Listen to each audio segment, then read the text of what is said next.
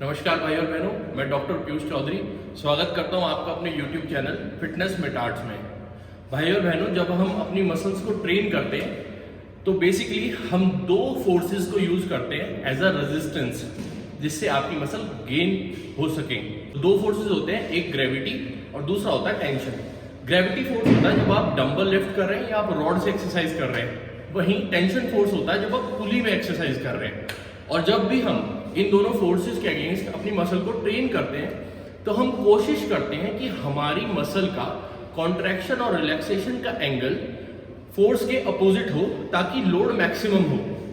For example, अगर मैं ये एक्सरसाइज पुली पे ये कर्ल कर रहा हूं तो मैं यहां खड़े होकर करूंगा ताकि पुली का जो टेंशन फोर्स है वो नीचे लग रहा है मेरी मसल के कॉन्ट्रैक्शन और रिलैक्सेशन के बिल्कुल अपोजिट। ये मेरी मसल रिलैक्स हो रही है और उसके अपोजिट में फोर्स है, ना कि मैं यहां खड़े होकर ये कर रहा हूं। इससे फोर्स जो होगा, लोड, वो मसल पे डायरेक्शन की वजह से कम हो जाएगा, यहां लोड कम पड़ेगा। ये एक बेसिक प्रिंसिपल है। अब मैक्सिमम लोग जब भी पुली ओवरहेड एक्सटेंशन करते हैं तो वो हमेशा पुली को ऊपर लगा के रखते हैं, पुली ऊपर रहेगी और वो लोग ऐसे एक्सरसाइज करेंगे, उदाहरण के तौर पे ये।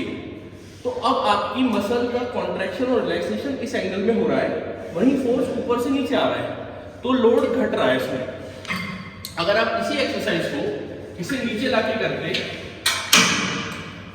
अगर आप इसे नीचे लाके करते और अगर अब ऐसे कर रहे होते तो मसल रिलैक्स और कॉन्ट्रैक्ट इस एंगल में हो रही है और अपोजिट डायरेक्शन से फोर्स आ रहा है।